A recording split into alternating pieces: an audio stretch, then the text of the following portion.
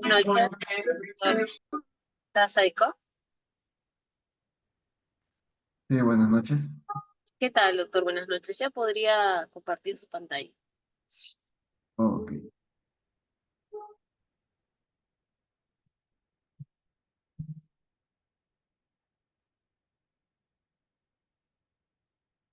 ¿Se ve la pantalla? Sí, se ve bien.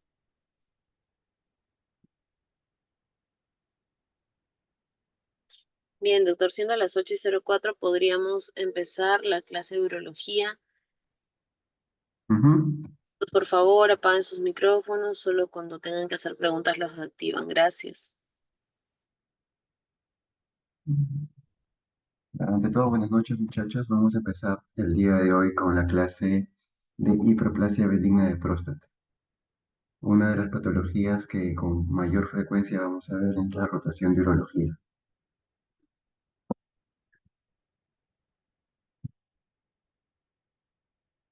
A ver, algunas generalidades sobre el órgano de la próstata. La próstata es un órgano de aproximadamente con un peso de 20 gramos, con unas dimensiones que van de 3 centímetros de longitud por 4 centímetros de ancho, por 2 centímetros de profundidad. Es un órgano genital sexual masculino accesorio, encargado de la secreción prostática en un volumen aproximadamente el 20% del eyaculado. La próstata va a segregar un líquido ligeramente alcalino que tiene como finalidad la licuefacción del líquido seminal o del coágulo seminal, permitiendo de esta manera a los espermatozoides una adecuada movilidad para llegar a fecundar al óvulo, ¿no? En el canal vaginal. Es una glándula que tiene una composición glandular, 70% de su volumen, y un estroma fibromuscular, 30% de su volumen total.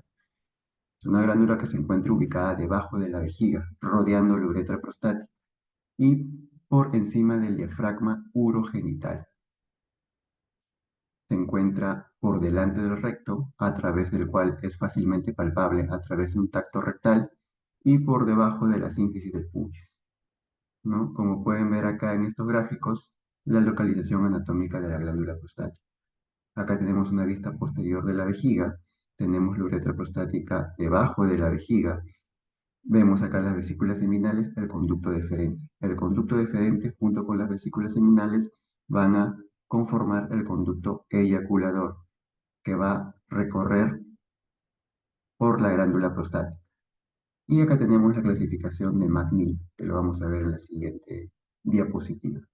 Y acá una vista histológica de la glándula prostática con un componente estromal y un componente glandular. A ver, McNeil clasificó las zonas de la próstata en 4.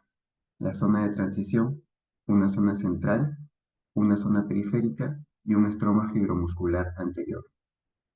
La zona de transición es la zona más pequeña de la próstata, aproximadamente el 5% del volumen prostático, y es donde se va a originar principalmente la hiperplasia benigna de próstata, ¿no? Esta zona rodea directamente la uretra prostática por encima o hacia la parte proximal de la desembocadura de los conductos eyaculadores. Luego tenemos la zona central que aproximadamente constituye el 25% del volumen prostático, ¿no? Rodea los conductos eyaculadores, como pueden ver acá. ¿no? La uretra prostática, conductos eyaculadores, la zona central se encuentra rodeando los conductos eyaculadores. Luego viene la zona bajo luminosa, que es la zona periférica, que aproximadamente constituye el 75% del volumen prostático, ¿no? Y finalmente, aproximadamente un tercio del volumen prostático lo constituye el estroma fibromuscular anterior. Esta zona está netamente constituida por estroma, no hay epitelio glandular en esta zona, ¿ok? Son las cuatro zonas de Maldini. Recuerden que en la zona de transición generalmente se va a asentar lo que es la hiperplasia benigna de próstata y en la zona periférica va a tener lugar, ¿no?, el crecimiento de un cáncer de próstata. Entonces, por definición, la hiperplasia benigna de próstata es una alteración histopatológica que se caracteriza por la hiperplasia de células glandulares y estromales prostáticas en la zona de transición, que puede provocar o no obstrucción del tracto urinario inferior y que puede o no producir síntomas, ¿no? Es decir, para hablar de una hiperplasia benigna de próstata tenemos que tener un resultado histopatológico. Acá tenemos cierta terminología que debemos conocer antes de ahondar más en el tema. Primero hay que conocer qué son los LUPS, o los síntomas del tracto urinario inferior, LUPS por sus siglas en inglés. Son síntomas que pueden ser originados en la vejiga, en la uretra prostática y o piso pélvico u órganos pélvicos, ¿no? Más adelante vamos a ver cuáles son los tipos de LUPS y cuáles son los que se están relacionados con el crecimiento prostático. Estos síntomas anteriormente se denominaban síntomas de prostatismo. ¿Por qué? Porque se atribuía que solamente podrían ser originados por un problema de la glándula prostática o por una patología prostática. Sin embargo, actualmente hay múltiples patologías, no solamente en varones, sino también en mujeres, que pueden causar los mismos síntomas.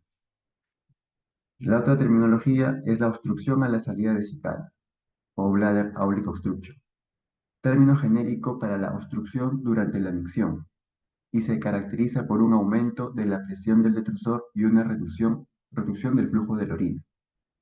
Obstrucción a la salida vesical. La hiperplasia de próstata ya sabemos que es un término histopatológico. El crecimiento prostático benigno describe el tamaño incrementado de la glándula prostática secundario a una hiperplasia benigna de próstata. El término crecimiento prostático debe ser usado cuando no tenemos evidencia anatomopatológica de una HBP. Y la obstrucción prostática benigna describe la obstrucción a la salida de la vejiga debido a un crecimiento prostático benigno. ¿Ok? Acá tenemos las causas de los síntomas del tracto urinario inferior. Recuerden que no solamente es debido a una patología prostática, existen múltiples causas, ¿no? Como por ejemplo, una litiasis ureteral distal, ¿no?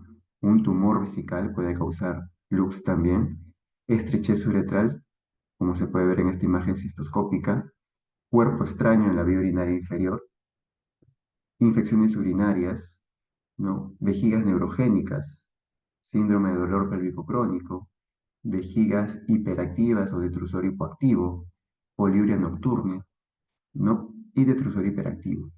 Y lógicamente el crecimiento prostático benigno. Todas estas patologías pueden causar síntomas del tracto urinario inferior. En cuanto a la epidemiología, la prevalencia del crecimiento prostático y la hiperplasia benigna de próstata aumenta con la edad. 40% de varones mayores de 50 años ya desarrollarán una hiperplasia benigna de próstata. Y a los 80 años, el 88% de los varones ya tendrán una hiperplasia benigna de próstata. En cuanto a la etiología, existen múltiples causas que pueden originar el crecimiento prostático, ¿no? Va a haber una pérdida de la homeostasis entre la proliferación celular y la apoptosis celular o muerte celular programada. Influye también el rol de los andrógenos, principalmente la dihidrotestosterona. También influye el papel de los estrógenos.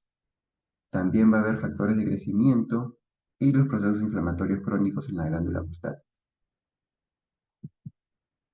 Acá, para recordar un poco de la endocrinología de la glándula prostática, tenemos el hipotálamo, que va a secretar la hormona liberadora de gonadotropinas. Esto va a estimular a la hipófisis para que secrete hormona luteinizante y la folículo estimulante.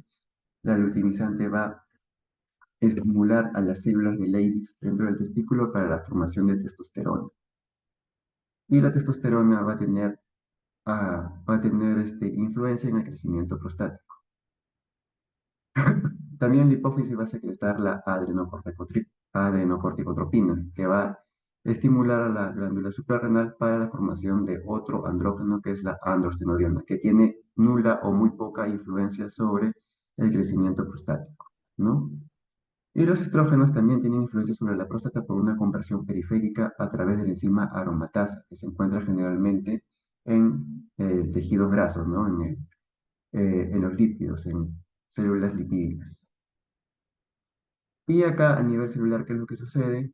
Tenemos la testosterona, ¿no? La testosterona va a penetrar dentro de las células, va, va, este, va a ser intervenida por la 5-alfa reductasa, la cual va a convertir la testosterona en dihidrotestosterona, la hidrotestosterona que es un andrógeno más activo o con mayor afinidad, que aproximadamente 10 veces mayor que la testosterona al receptor androgénico, ¿no? Y esto a su vez va a translocarse hacia el núcleo de la célula para segregar proteínas, ¿no? Proteínas secretorias que van a favorecer el crecimiento prostático. Acá, lo que tenemos acá, ¿no? Testosterona. Tenemos células epiteliales y células estromales. Dentro del citoplasma de las células va a encontrarse la 5-alfa reductasa. Tenemos principalmente dos tipos de 5-alfa reductasa, la tipo 2 y la de tipo 1. La tipo 2 son las que más frecuente predominan en la glándula prostática, mientras que la de tipo 1 también se puede encontrar en órganos extraprostáticos o tejidos extraprostáticos como la piel y el hígado, ¿no? Entonces la acción de esta enzima va a convertir la testosterona en dihidrotestosterona, la cual se va a unir al receptor androgénico, va a penetrar el núcleo y va a favorecer la secreción de factores de crecimiento o la síntesis de factores de crecimiento, ¿no? Lo mismo sucede con las células epiteliales. Estos factores de crecimiento van a actuar de manera autocrina, o sea, dentro de la misma célula, o paracrina en células continuas, para promover la proliferación celular. Y acá lo que estaba mencionando sobre la homeostasis, ¿no? Generalmente hay un equilibrio entre la proliferación celular y la muerte celular. En este equilibrio intervienen varios factores de crecimiento que se pueden ver acá. Entonces, durante el crecimiento, la hiperplasia benigna de próstata va a haber un desbalance a favor de la proliferación celular. Los estrógenos aquí pueden promover la proliferación celular y los estrógenos pueden inhibir la muerte celular, favoreciendo el incremento del número de células prostáticas que nos pueden llevar a una hiperplasia benigna de próstata.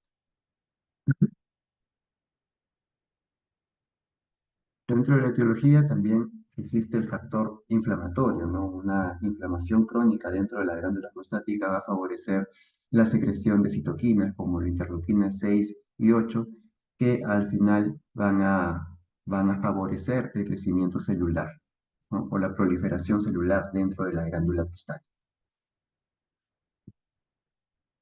Y acá tenemos un cuadro que resume todas las vías que se pueden seguir para conducir a que haya un crecimiento prostático, ¿no? Primero, el factor hormonal. Tenemos la testosterona, ¿no? Corrección de la 5-alfa reductasa de hidrotestosterona, va a estimular el receptor androgénico, va a favorecer la formación o la secreción de factores de crecimiento y que va a llevar finalmente a la proliferación celular. La inflamación también a través de citoquinas como la interleuquina 6 y 8 también va a favorecer la secreción de factores de crecimiento que finalmente van a llevar a la proliferación celular. Un ambiente hipóxico debido a una proliferación celular va a producir también la secreción o la aparición de especies reactivas de oxígeno que también van a favorecer la síntesis de factores de crecimiento y todo esto va a llegar o va a llevar irremediablemente a una proliferación celular dentro de la célula. ¿Cuáles son los factores de riesgo? La edad, a mayor edad, mayor probabilidad de un paciente presente HDP, historia familiar de hiperplasia benigna de próstata, la diabetes mellitus, ¿no? Se ha estudiado que que pacientes diabéticos tienen una mayor probabilidad de padecer una HDP clínicamente significativa, ¿no? Factores dietéticos, ¿no? Hay factores protectores como la vitamina A y los betacarotenos, y el alcohol, el alto consumo de cafeína, suplementación con vitamina C pueden aumentar el riesgo de síntomas de tracto urinario inferior y hiperplasia benigna de próstata. También existe una predisposición genética, ¿no? Los familiares de primer grado en un estudio demostraron un aumento de 4 veces el riesgo de HDP en comparación con el grupo control. La inflamación de la cual ya hemos hablado, ¿no? Un paciente con prostatitis crónica a repetición, síndrome metabólico y obesidad, ¿no? Generalmente por acción de los estrógenos, a mayor tejido lipídico o tejido graso, va a favorecer la conversión de andrógenos a testosterona a través de la aromatasa. Y ya sabemos que los estrógenos también pueden influir en el crecimiento de las células prostáticas, ¿no? Acá un, una imagen o un cuadro que nos va a indicar el riesgo de pacientes con familiares con hiperplasia benigna de próstata.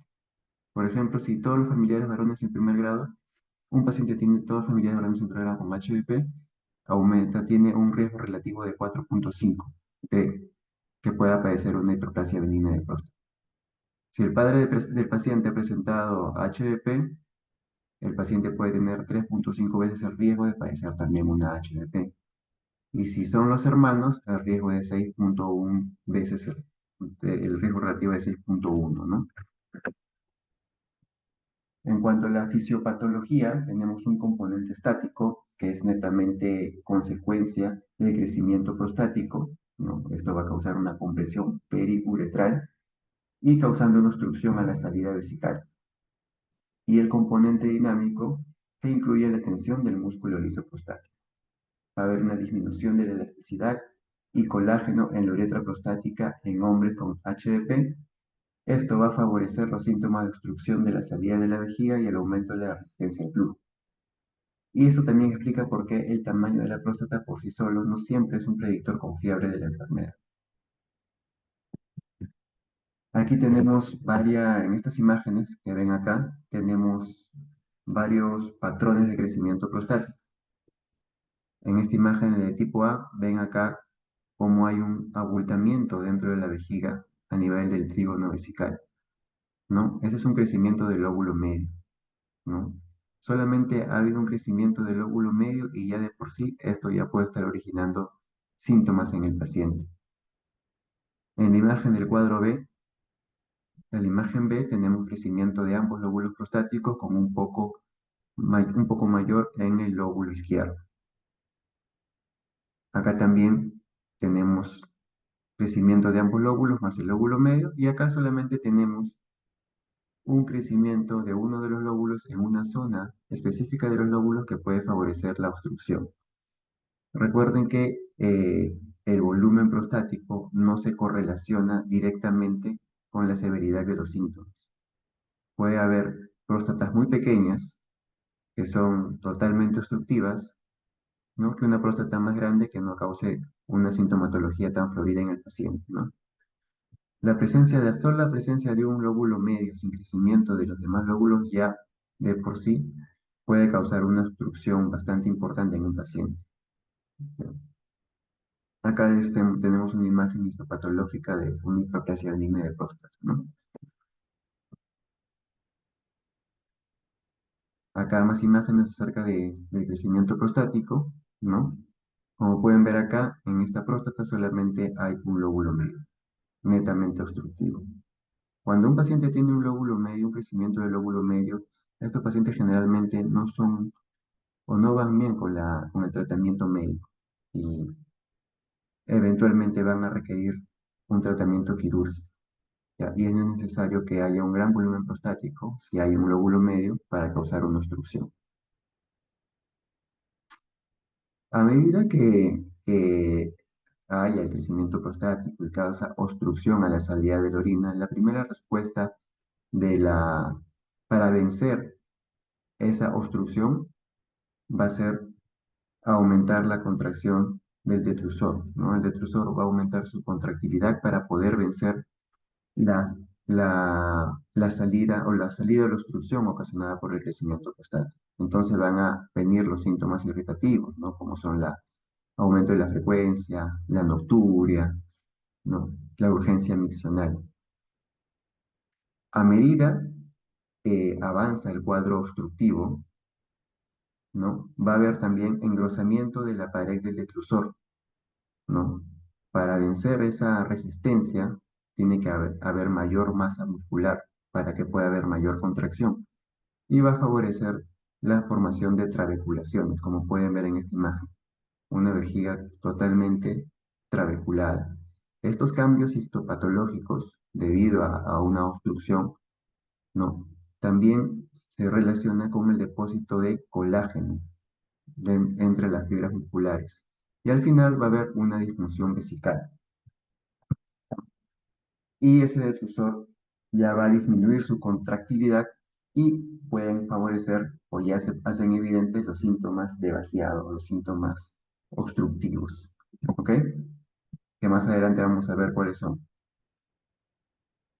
¿No? Acá tenemos una imagen, ¿no?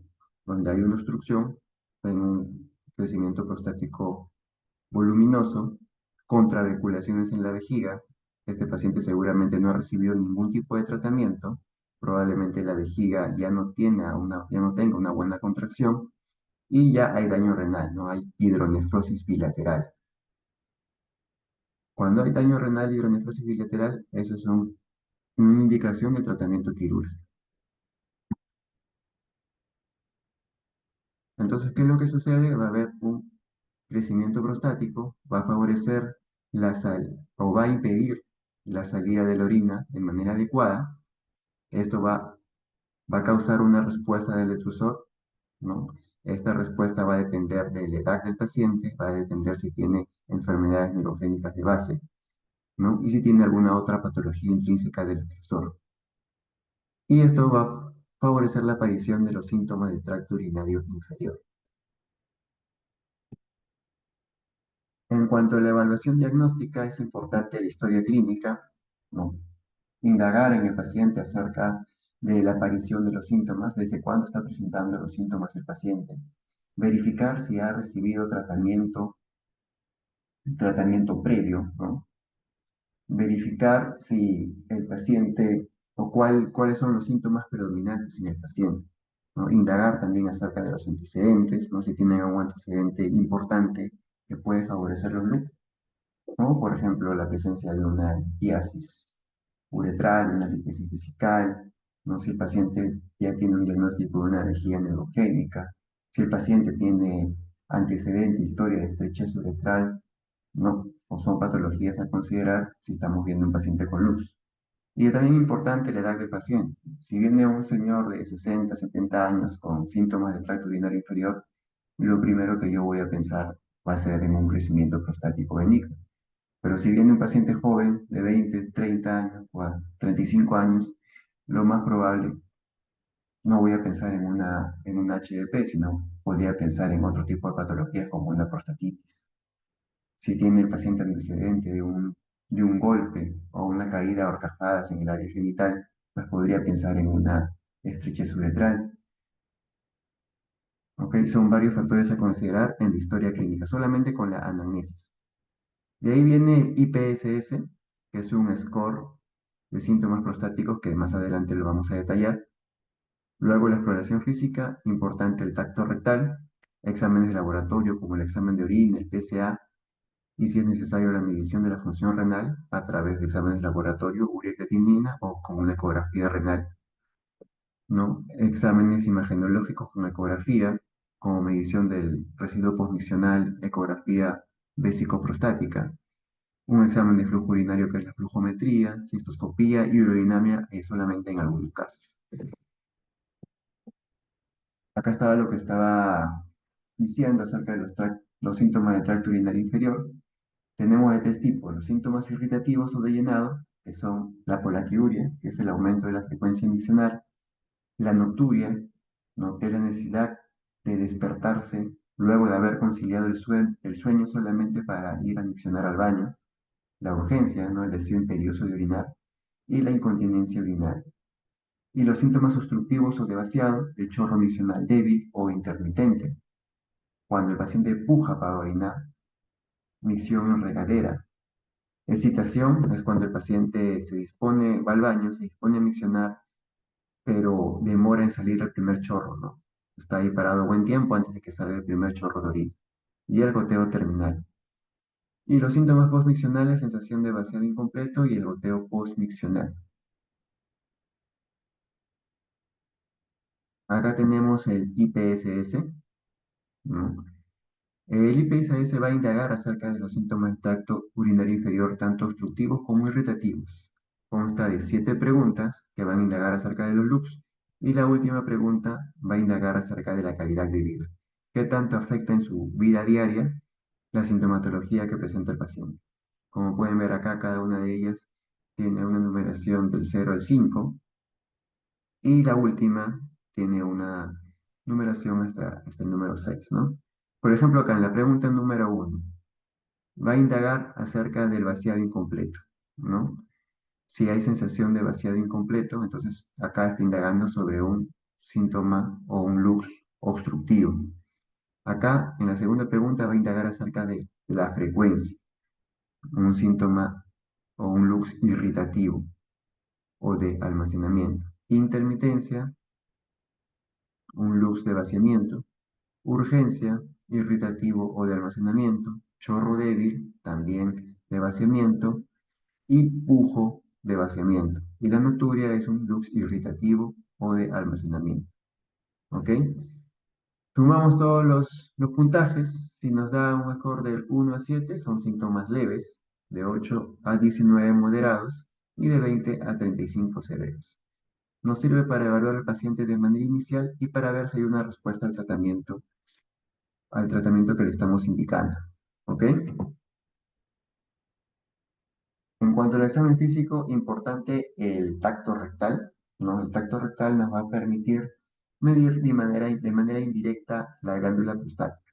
Aparte que también nos va a permitir hacer un diagnóstico diferencial de un cáncer de próstata, ¿no? Fácilmente a través del recto se puede palpar la próstata, ¿no?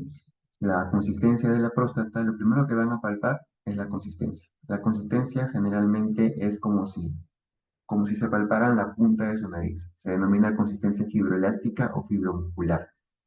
Cualquier alteración de la consistencia es sospechoso de malignidad, ¿no? Si hay aumento de consistencia, una próstata dura, una próstata con superficie irregular, una próstata con nódulos duros, una próstata móvil, una próstata que diga no móvil, pétrea, fija, son síntomas es sospechosa de malignidad, ¿no? El examen genital también es importante, no puede haber el examen físico o que podamos encontrar otras causas de un cuadro de los síntomas, ¿no? Que presenta el paciente. Por ejemplo, una fimosis, ¿no? Una estrechez de meato uretral puede ocasionar síntomas de vaciamiento. El examen abdominal también importante, ¿no? Si el paciente viene con un globo vesical, lo podemos identificar fácilmente mediante un examen abdominal. Se puede palpar el globo vesical, ¿no? Un aumento de volumen en el hipogástrico asociado a dolor. Es una retención aguda de orina. Si el paciente no presenta dolor y se palpa un globo vesical, ya sería una retención crónica de orina. ¿No? Importante el examen físico y también el examen abdominal nos puede orientar también si yo veo presencia de cicatrices en el abdomen acerca de alguna cirugía previa, ¿no? Si ha tenido una cirugía abierta de próstata o si ha tenido una cirugía endoscópica, así que no veo ningún tipo de cicatriz. Porque crean o no, muchos pacientes llegan a la consulta y refieren que lo han operado de la próstata, lo han intervenido, pero no tienen idea de qué tratamiento quirúrgico han tenido, ¿no? Entonces, mediante el examen abdominal, pues, uno nos podría orientar si es que ha sido una cirugía de próstata abierta o una cirugía endoscópica. En cuanto al laboratorio, examen de orina, ¿no? El examen de orina nos va a ver si hay un proceso infeccioso concomitante y si hay o no presencia de hematuria, ¿no? Si hay proteinuria también. El urocultivo en aquellos pacientes en los cuales yo puedo sospechar que está cursando con un probable cuadro de infección urinaria. Pruebas de función renal como urea y creatinina, también aquellos pacientes en los cuales yo sospecho que ya probablemente tenga una afectación renal, los pacientes con retención crónica de orina ya pueden tener afectación renal. Y el PSA, ¿no? El PSA importantísimo, el PSA es una prueba que se utiliza como tamizaje de cáncer de próstata, ¿no? Acá tenemos más datos acerca del PSA. El PSA es una proteasa, ¿no? Es una molécula órgano específico producido por las células epiteliales de la glándula prostática. No es un marcador específico de cáncer, ¿no? ¿Qué quiere decir esto? Que toda elevación del PSA no es necesariamente sospecha de cáncer de próstata. Hay múltiples causas que pueden elevar el PSA, ¿no? La propiedad puede elevar el PSA, la eyaculación, ¿no? Un cuadro infeccioso, inflamatorio, una prostatitis, una infección urinaria, ¿no? Una hematuria puede elevar el PSA, procedimientos médicos, ¿no? Una cistoscopía reciente, una biopsia de próstata reciente, una colocación de sonda Foley por una retención urinaria puede elevar el PSA, ¿no? Un masaje prostático o un tacto rectal también puede elevar el PSA, ¿no? Siempre que tengamos un valor de PSA alterado hay que tener en cuenta si en qué escenario, en qué contexto se tomó ese PSA. ¿Y cuál es la labor del PSA? Fragmentación de semenogilina, ¿no? Para licuefacción del semen. Y esto promueve la motilidad de los espermatozoides. ¿Cuáles son los principales usos clínicos? Primero en el cáncer de próstata, diagnóstico, estratificación de riesgo, nomogramas y respuesta al tratamiento y seguimiento en un paciente que ya tiene diagnóstico de cáncer de próstata. En la hiperplasia benigna de próstata, diagnóstico diferencial con un cáncer de próstata, es un predictor de volumen prostático y de crecimiento prostático y también predictor de progresión clínica, retención aguda de orina y cirugía de HDP. Y en la prostatitis no está indicado un desgaste de PSA, no tiene ninguna relevancia clínica, no va a aportar ningún dato adicional.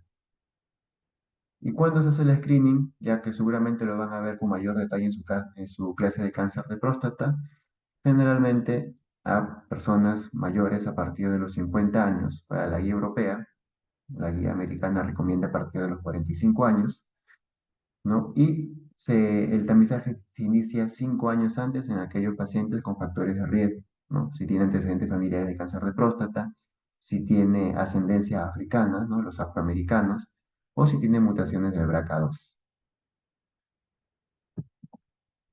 Entonces, como habíamos mencionado, ¿no? Los valores basales de PSA pueden predecir el riesgo de resultados relacionados con obstrucción prostática benigna, ¿no? Cómo puede predecir la retención aguda de orina y la necesidad de cirugía, los riesgos de progresión de los síntomas o cirugía relacionados a obstrucción benigna de próstata, así como también las posibilidades de mejoría de los síntomas con un fármaco inhibidor de la 5-alfa-reductasa son mucho más altos en aquellos pacientes varones con un valor de PSA superior a 1,4 nanogramos por mililitro. Es decir, si un paciente tiene mayor de 1,4, yo podría decir que este paciente probablemente en algún futuro va a tener una retención aguda de orina o va a requerir con mucha mayor probabilidad que otro tipo de paciente que tenga un PSA menor va a requerir una cirugía de próstata, ¿no?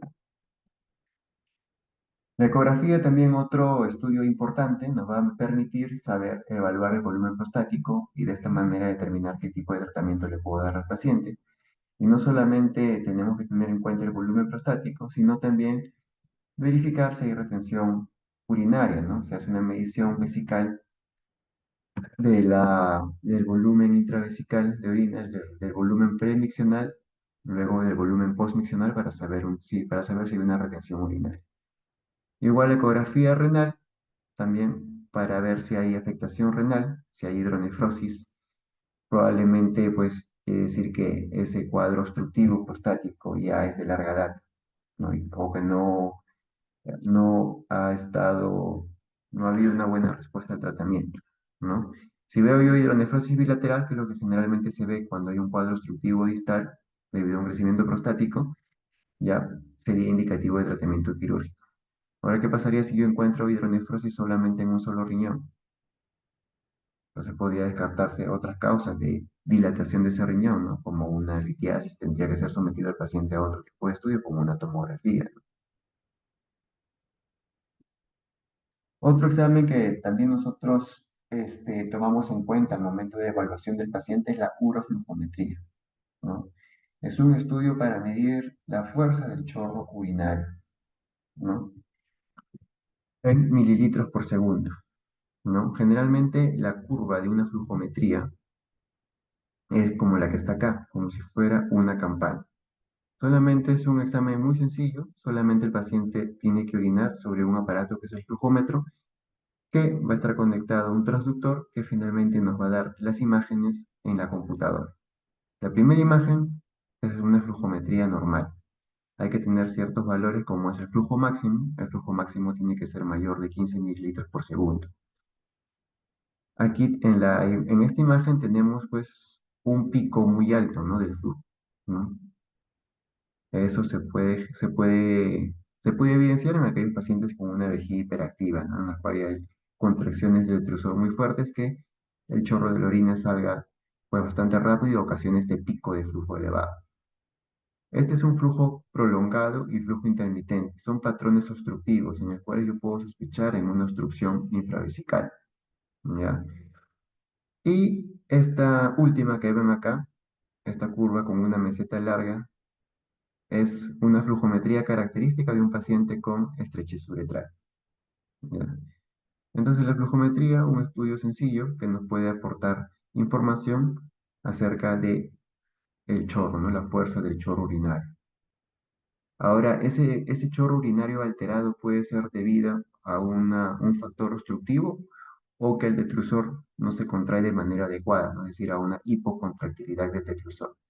Ya teniendo en cuenta los otros exámenes, el examen físico, la anamnesis, las ecografías, yo podría dilucidar si es debido a un factor obstructivo. Otro examen importante que también tomamos en cuenta es la uretrocistoscopía, ¿no? Generalmente en aquellos pacientes que tengan hematuria o aquellos pacientes que sospechen otra patología urológica importante, como son tumores vesicales o estrechez uretral, ¿no? Consiste en introducir un aparato que es el uretrocistoscopio, ¿no? Un aparato con una camarita por toda la vía urinaria inferior para evaluar la uretra en toda su extensión, llegar a la uretra prostática y la vejiga, ¿ok? Vamos a ver qué interfaz. Acá tenía un video, pero... Y acá en esta imagen que ven acá, acá ya estamos en la uretra prostática. Este es el verum montano, ¿no?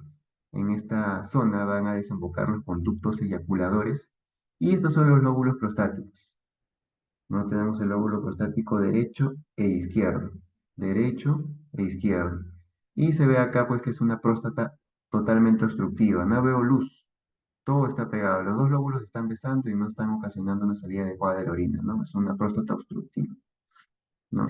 También es importante determinar un valor que determinamos en la histoscopía, que es la distancia cuello vesical verum montano, que también nos va a medir indirectamente de qué tamaño es la próstata, ¿no? Si tiene una distancia verum cuello de 3 centímetros hasta 3,5 centímetros, el paciente tranquilamente podría ser sometido a una cirugía endoscópica de próstata. Un DBC de 4 o de 5 podría ser mejor tributario de un tratamiento quirúrgico abierto, ¿ok?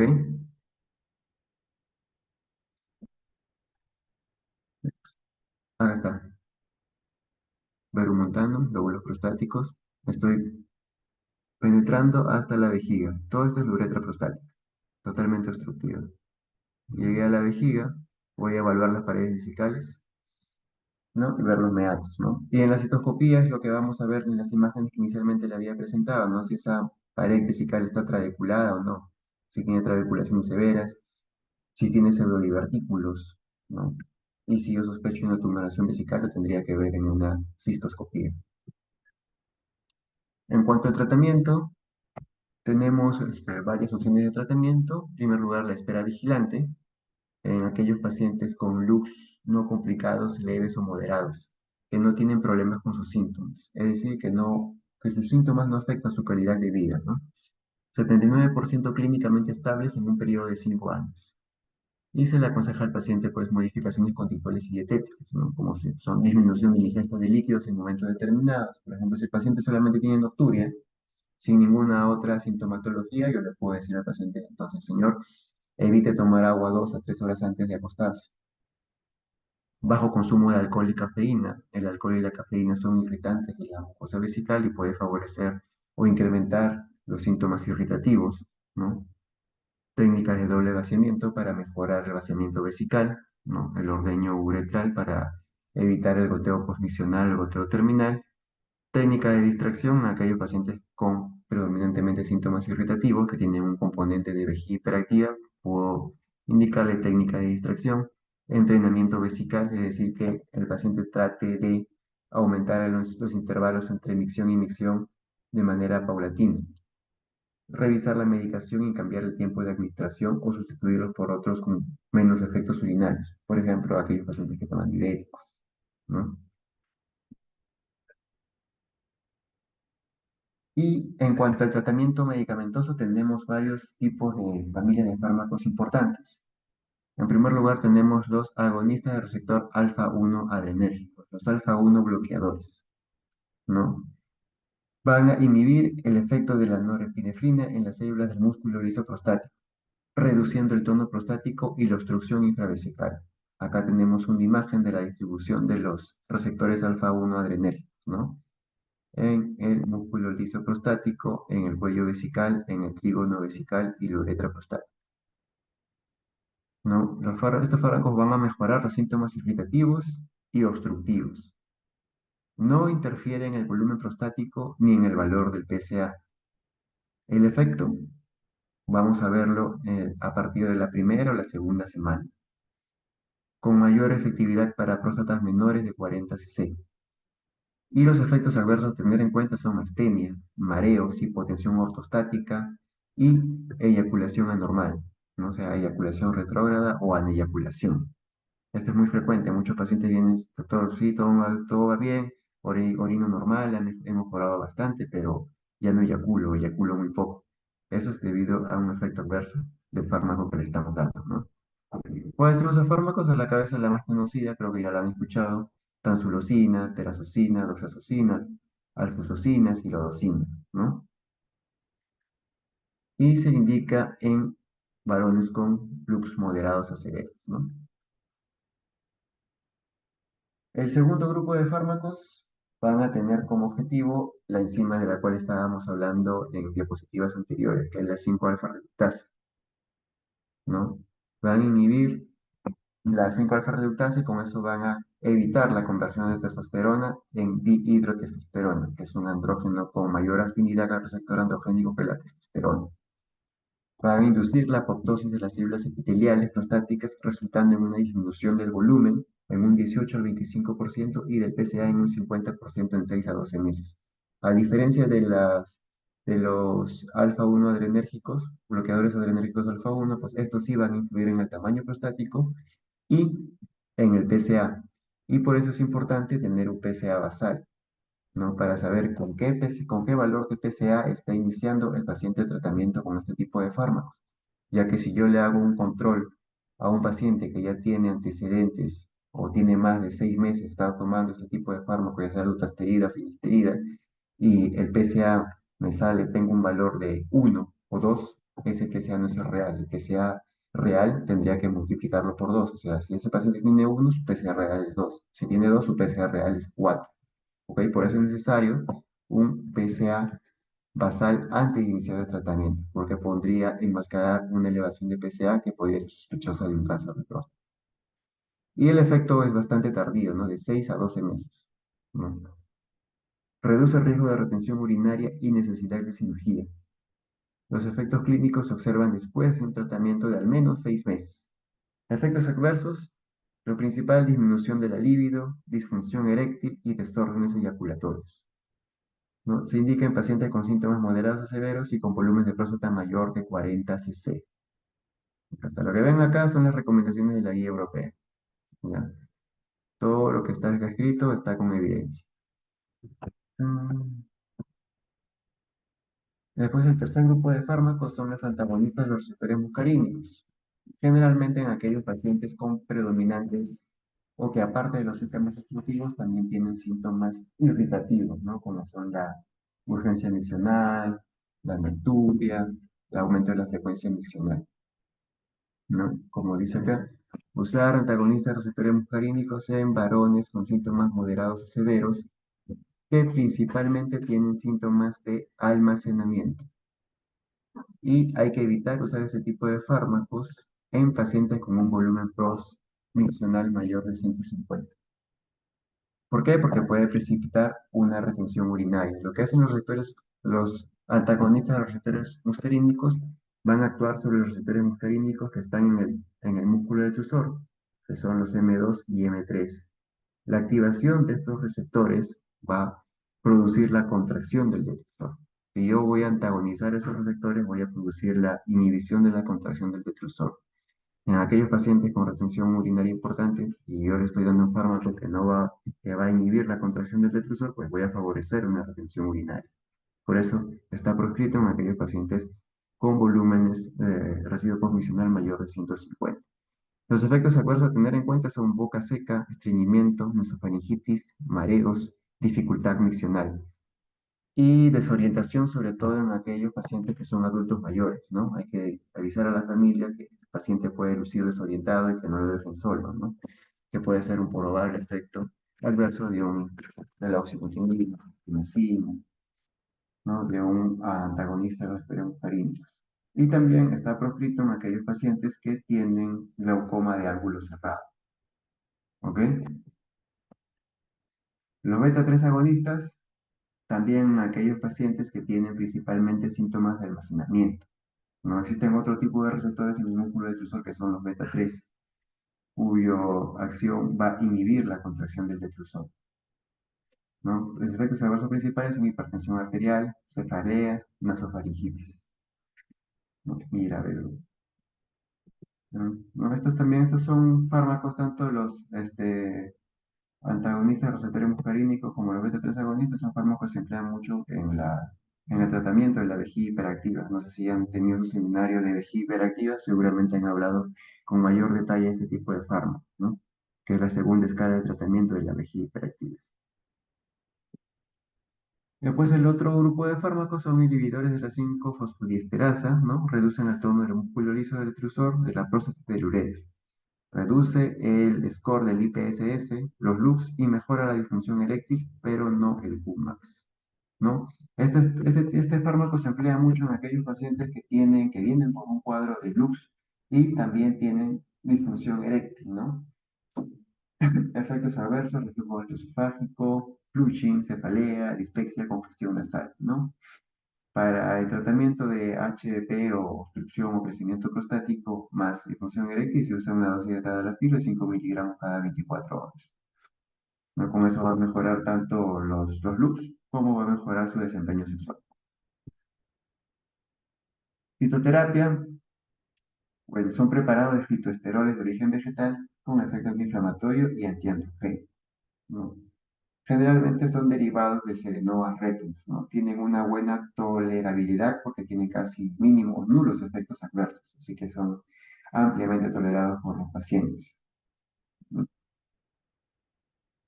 Y en algunos casos sí se ha visto que hay disminución de los síntomas, pero se emplea generalmente en aquellos pacientes con síntomas leves o muy leves, ¿no? La terapia combinada, es decir, añadir dos tipos de fármacos.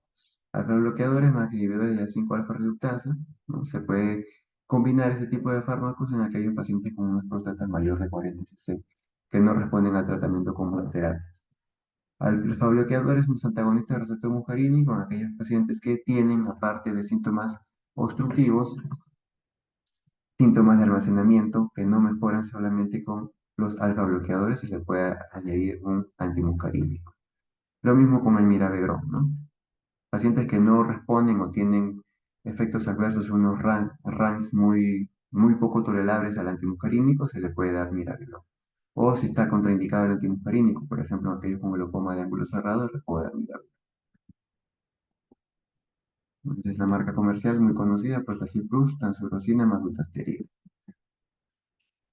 ¿no? Entonces acá tenemos aquí una guía para el tratamiento médico de los lux en el varón, ¿no? A ver, ¿tenemos síntomas muy molestos? No tenemos síntomas muy molestos, no afecta mi calidad de vida, yo estoy tranquilo, tengo muy pocos síntomas o muy leves, entonces puedo hacer una espera vigilante, con educación y cambios en el estilo de vida o consejos en el estilo de vida. Si los síntomas son muy molestos, ¿no? Y si predominantemente hay una poliuria nocturna, ese es otro tipo de entidad nosológica que va a ir a otro tipo de tratamiento, ¿no? Como análogos de vasopresina o antidiuréticos. Si este no es el caso, hay que verificar qué síntomas predominan más. ¿Predominan los síntomas de almacenamiento? Si la respuesta es sí, los síntomas de almacenamiento recuerden que son polaquiuria, nocturia, no, urgencia miccional. Entonces, educación, se le puede tratar a este paciente con educación, más cambios en el estilo de vida, con o sin antagonistas del receptor muscarínico o beta-3 agonistas, ¿no? Porque solamente tiene predominantemente síntomas de llenado. Si este no es el caso, tiene síntomas obstructivos, vamos al volumen prostático. Volumen prostático mayor de 40, si la respuesta es no, es decir, es una próstata pequeña, puedo iniciar tratamiento con un alfa bloqueador, ¿no? Con un alfa bloqueador. Y puedo también iniciar un tratamiento dual. Si hay síntomas residuales de almacenamiento, a pesar del tratamiento con los alfa bloqueadores, o los inhibidores de la 5-fosfodiesterasa, puede añadir un antimuscarínico o un beta-3 agonista. Si la próstata es mayor de 40, ¿no? Puedo ir al tratamiento de frente con un inhibidor de la 5-alfa reductasa. Lo puedo añadir tratamiento dual, alfa-1 bloqueadores. ¿Ok? Eso es en cuanto al tratamiento médico, tratamiento farmacológico, ¿no? En cuanto al tratamiento quirúrgico, la indicación quirúrgica tiene ciertas indicaciones, ¿no? Primero, aquellos pacientes que tienen infecciones urinarias recurrentes. A pesar del tratamiento, paciente persiste con infecciones urinarias, tratamiento quirúrgico. Si hay un cuadro de litiasis vesical, la litiasis vesical en un paciente con un crecimiento prostático se forma debido a una estasis urinaria. La estasis urinaria puede favorecer las infecciones y eso puede favorecer una litiasis vesical. No, esa es una indicación de una obstrucción severa, la litiasis vesical. Hematuria refractaria de tratamiento médico. Pacientes con hematuria ya tendrían que ser sometidos a tratamiento quirúrgico. Insuficiencia renal con hidronefrosis. Ya cuando hay compromiso o daño renal, tiene que ser sometido a tratamiento quirúrgico. Aquellos síntomas o pacientes cuyos síntomas no mejoran con el tratamiento médico, tratamiento quirúrgico. Pacientes refractarios a tratamiento. Aquellos que ya son portadores de sonda Foley, tratamiento quirúrgico. Y por último, pues el deseo del paciente de tratamiento definitivo, ¿no? El paciente no quiere tomar medicamentos, quiere operarse de una vez, pues se le puede plantear el tratamiento quirúrgico en primera instancia, ¿no? En la actualidad que existen muchos tipos de tratamiento quirúrgico para el crecimiento prostático, ¿no? Tenemos la resección transuretral de próstata, ¿no? Que puede ser monopolar o con energía bipolar. Tenemos la enucleación con láser holmio, ¿no? La enucleación bipolar. Tenemos la vaporización, ¿no? Tenemos también la cirugía abierta, sobre todo para próstatas muy voluminosas, ¿no? Mayores de 80. En fin, actualmente hay un montón de tratamientos quirúrgicos para el crecimiento prostático. ¿Ya? Pero todavía el gold estándar para el tratamiento quirúrgico de crecimiento prostático es la resección transuretral de próstata. Y acá tenemos cómo se hace la resección transuretral de próstata con un aparato que es un receptoscopio, un aparato que va a ingresar por toda la uretra, va a llegar hacia la uretra prostática, ¿no? Donde se va a verificar la obstrucción causada por la uretra y se comienza a resecar parte por parte la glándula prostática que está obstruyendo, ¿no? Si al inicio, en una visión citoscópica, era así, con una próstata totalmente obstructiva, después de la resección va a quedar así, ¿no? La uretra prostática totalmente abierta. ¿Ok? Esa es la resección transuretral de próstata. Y la prostatectomía abierta para próstatas más voluminosas, ¿no? Se le hace una incisión en la pared abdominal anterior baja, se llega hasta el espacio de Rhesus, el espacio de Rhesus es el espacio prevesical, se apertura la vejiga.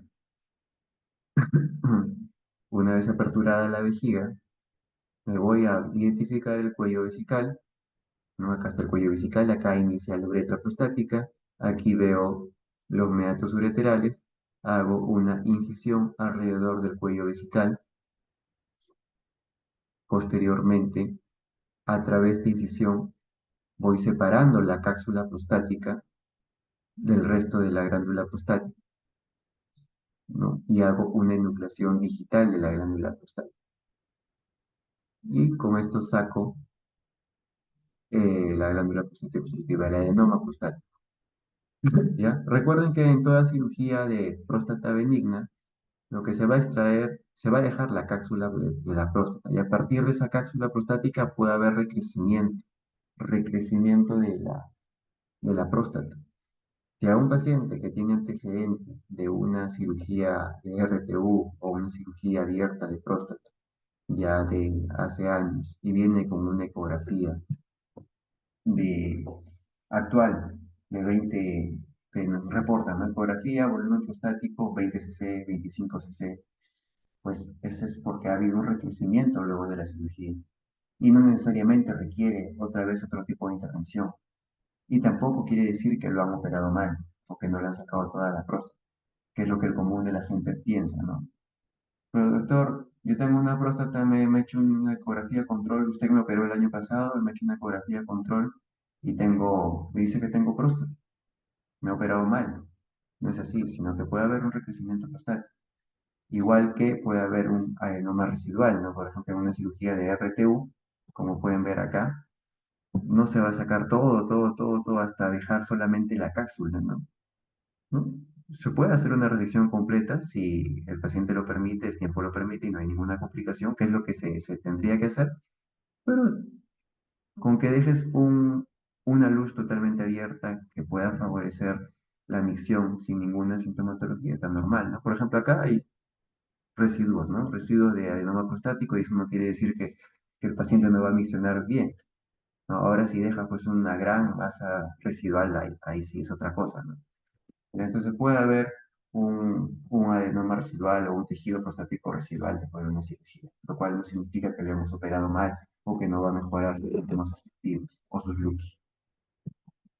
Y acá tenemos una muestra, pues, ¿no? De una cirugía abierta, acá tenemos la próstata, ¿no? Por donde está el dedo es por donde está la uretra prostática, ¿no? Esta próstata salida en toda su extensión, ¿no? Y comparativamente el tamaño junto con una pinza que.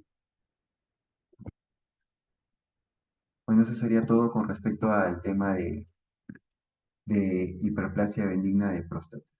¿Alguna duda, consulta?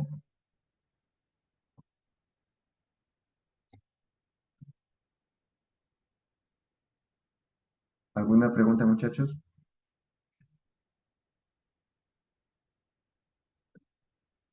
¿Ninguna? Para pasar al siguiente tema. Es 8, una hora ya. Entonces, no habiendo preguntas, vamos a pasar al siguiente tema, eh, que es la prostatitis. Mm,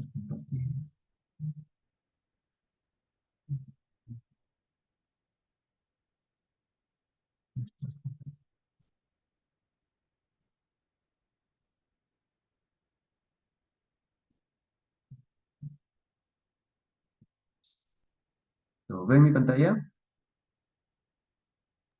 ¿Se Sí, ve mi pantalla? sí, sí se ve.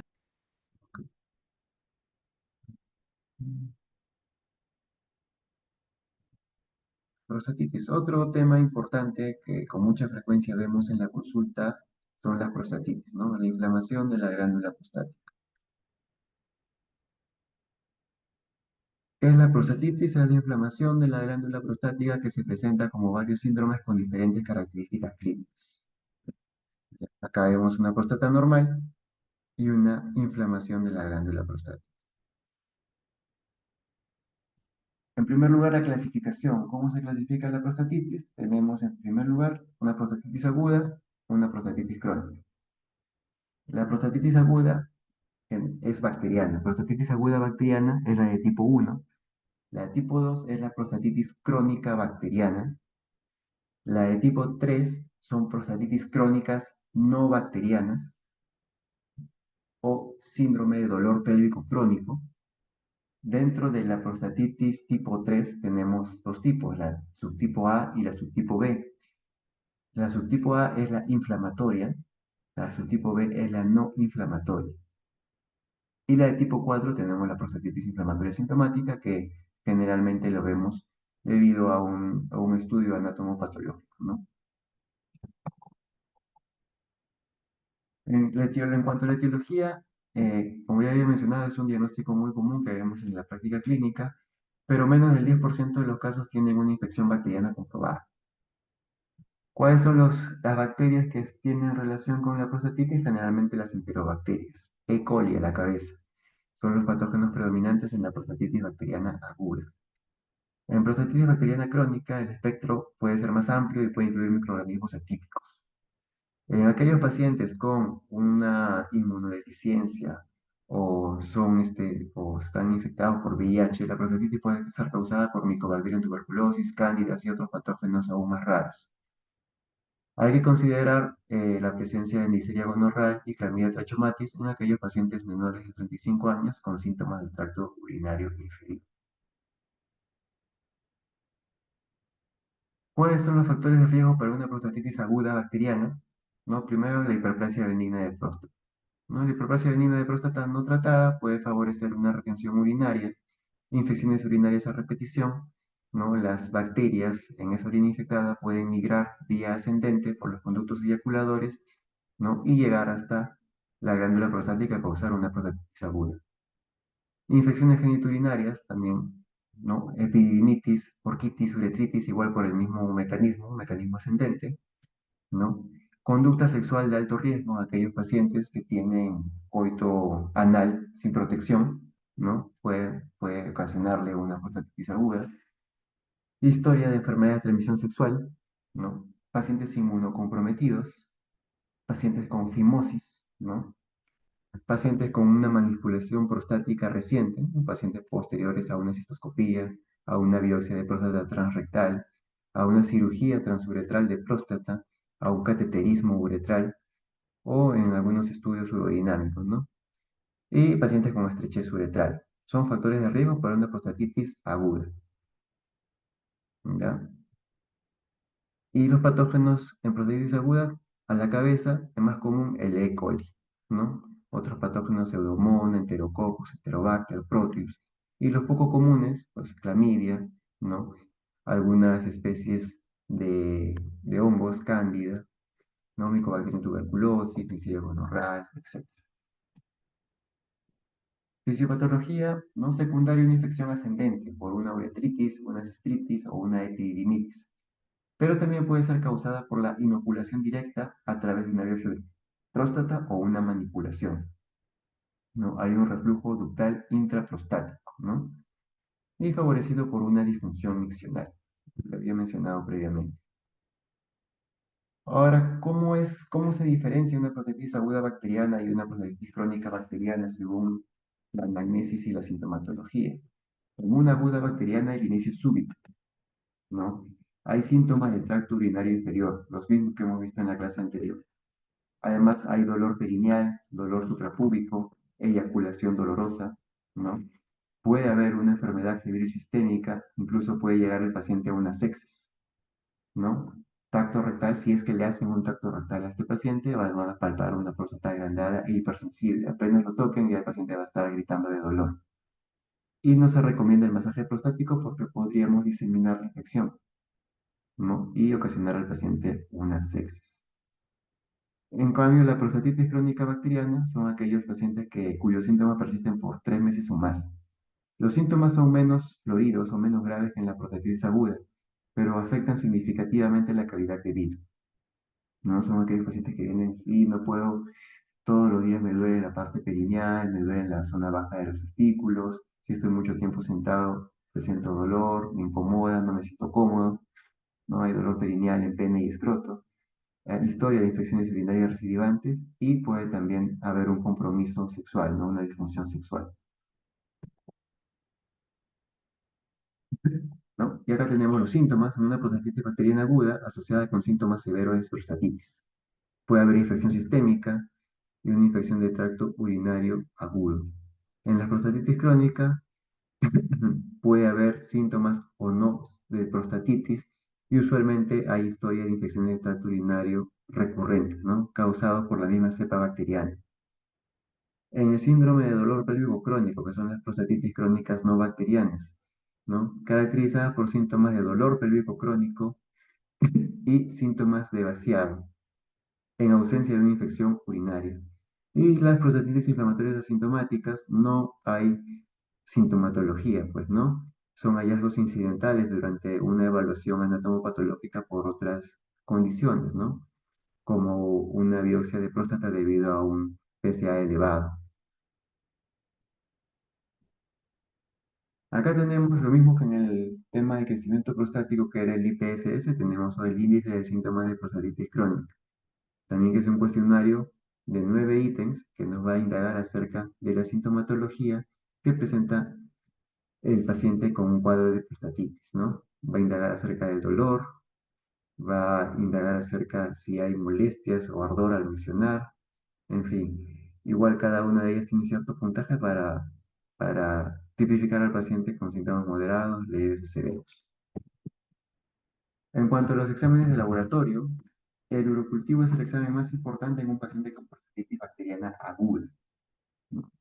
Se le hace un urocultivo a medida que le voy iniciando el tratamiento antibiótico empírico, ¿no? En prostatitis bacteriana crónica, la prueba de Miris-Stimi, o la de los 4 vasos, todavía es una importante investigación para categorizar clínicamente la prostatitis. Aunque actualmente existe otra prueba que es menos difícil de hacer y más fácil de aceptar por el paciente, que es la prueba de los 2 vasos, que ofrece una sensibilidad diagnóstica similar a la prueba de los 4 vasos.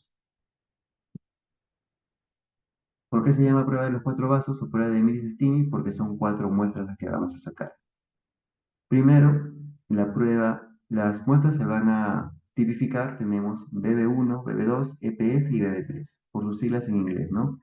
BB1, Void Bladder 1, EPS, expresiones prostáticas, secreciones de expresión prostática.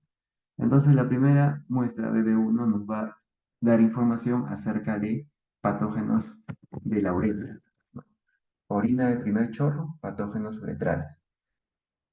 Después, la orina de la micción media, la orina de la mitad de la micción nos va a dar información si hay bacterias vesicales, intravesicales. Luego de eso, yo hago un masaje prostático aproximadamente 1 minuto, ¿no? Y durante ese masaje prostático o inmediatamente posterior al masaje va a haber secreciones prostáticas que van a, va a ser la tercera muestra, ¿no? Las EPS. Ahí nos va a dar información acerca de patología o diré de bacterias o presencia de bacterias en la glándula prostática. Lo mismo que el chorro final de la micción, ¿no? También nos va a dar información acerca de bacterias presentes en la glándula prostática. Entonces, primera muestra, uretra. Segunda muestra, vejiga. Tercera y cuarta muestra, próstata. ¿Ok? ¿Y cómo vamos a clasificarlo según los hallazgos? Tenemos acá la interpretación de la prueba de Miris-Stimi. Patología uretral, pues no debiera haber, así que no hay leucocitos y cultivo negativo en la BB1. En la de tipo 2, que son recuerden que son las prostatitis crónicas bacterianas, entonces tiene que haber presencia de bacterias, entonces el cultivo va a ser positivo. Puede ser positivo en la muestra BB2, que es una muestra de la vejiga, o puede ser negativo en la vejiga, pero sí o sí tiene que estar presente en la tercera y cuarta muestras. Lo mismo que los leucocitos, ¿no? Ahí ya se cataloga como una prostatitis bacteriana crónica, o sea, una prostatitis tipo 2, porque hay cultivo positivo y leucocitos positivos tanto en la tercera como en el cuarto vaso. La de tipo A y la de tipo 3A y 3B, recuerden que son las no bacterianas, es decir, que el cultivo tiene que ser negativo en ambas, ya, cultivo negativo. Y la primera es inflamatoria y no inflamatoria. Inflamatoria, presencia de leucocitos. Entonces, presencia de leucocitos en la tercera y cuarta muestra, en la de tipo A, que es la inflamatoria, y en la de tipo B, que es la no inflamatoria, no hay presencia de leucocitos. Esa es la interpretación de la prueba de los cuatro vasos. ¿Y cómo es la prueba de los dos vasos? Solamente son dos muestras, una antes del masaje prostático y la otra después del masaje prostático. La interpretación es mucho más fácil, ¿ya? Igual, tipo 2 bacteriana crónica, cultivo, ya sabemos que tiene que ser positivo en el masaje post, en la muestra post-masaje que viene de la próstata, y puede ser o no positivo en la pre-masaje, ¿no? Pero sí o sí tiene que ser positivo en el post-masaje, a lo mismo que los leucocitos. Igual, tipo 3 que son las no bacterianas, los cultivos siempre van a ser negativos, y si es inflamatoria, es decir, la 3A, tiene que haber presencia de leucocitos en la muestra del segundo vaso. ¿Qué nos dice la evidencia? ¿No? En la prostatitis bacteriana aguda, una simple prueba de orina tiene un valor predictivo positivo del 95% y un valor predictivo negativo del 70%, ¿no? La prueba de los cuatro gases de Miris-Stymie es la prueba óptima para el diagnóstico de prostatitis bacteriana crónica.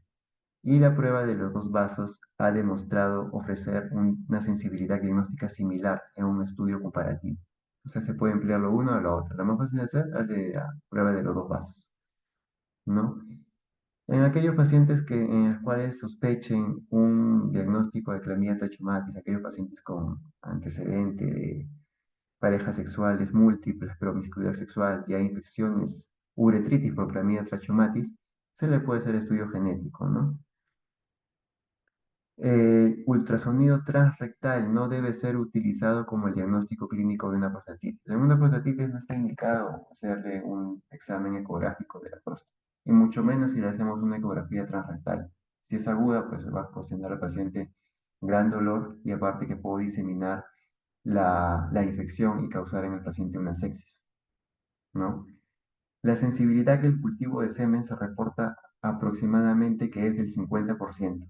Por lo tanto, no forma parte de manera rutinaria del diagnóstico para la prostatitis bacteriana crónica. ¿Ya?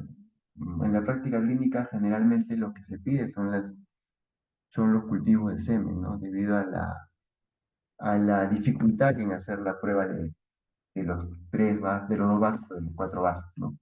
Pero ya sabemos que la sensibilidad es del 50% solamente. Y tampoco no está indicado hacer un test de PSA en un paciente con una prostatitis. Si en un paciente joven en que sospechamos una prostatitis, no tendremos por qué realizar una prueba de PSA, no va a aportar nada. Y si viene un paciente mayor, ¿no? Mayor de 50, 60 años, y está cursando actualmente con una prostatitis, tampoco le vamos a hacer un PSA, porque ese PSA lo más probable es que salga elevado. Y eso no me quiere decir que el paciente esté cursando o que sea tributario de una biopsia de próstata por el PSA elevado, sino que está por el PSA está elevado por el proceso infeccioso en curso de la prostatitis. Y aquí algunas recomendaciones, ¿no? Vamos a leer las recomendaciones fuertes. No realizar masaje prostático en prostatitis bacteriana aguda, ¿no? Y realizar la prueba de los dos vasos o de los cuatro vasos en pacientes con prostatitis bacteriana crónica, ¿no? Son recomendaciones sacadas de la guía europea. En cuanto al tratamiento, la antibiótico-terapia en prostatitis aguda se puede hacer amoxicilina más aminoglucósido, cefalorina de segunda generación más un aminoglucósido, cefalorina de tercera generación. Igual el tratamiento va a depender del resultado del ejecutivo, ¿no? En aquellos pacientes que vienen con una sepsis bien marcada, pues requiere ya un manejo intrahospitalario, ¿no? Hay que ver si el paciente en el momento en que llega es tributario de un manejo ambulatorio o tributario de un manejo intrahospitalario, pacientes sépticos. Le tomas un hemograma, leucocitos en 20.000, con un PCR en 10, con fiebre de 30, no ya necesita un manejo con antibiótico terapia endovenosa intrahospitalaria, ¿no?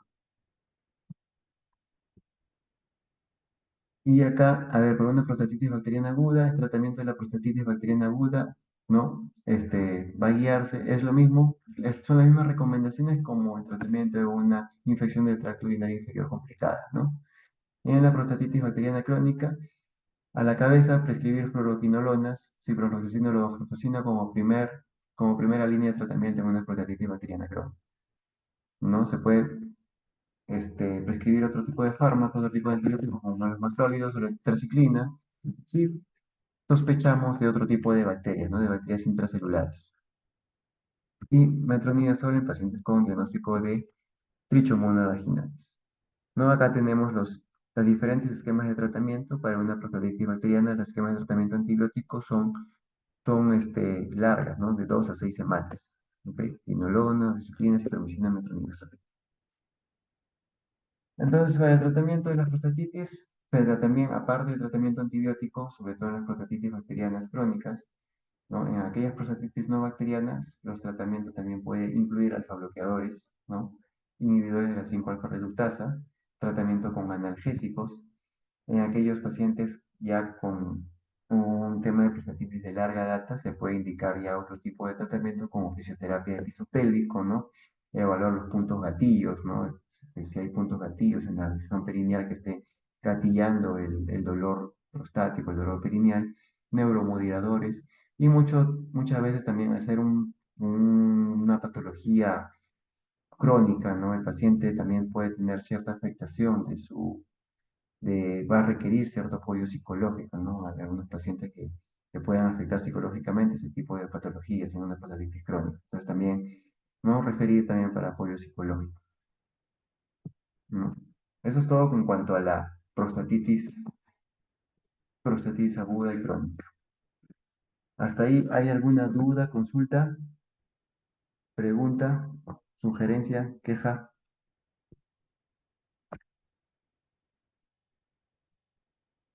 ¿Ninguna?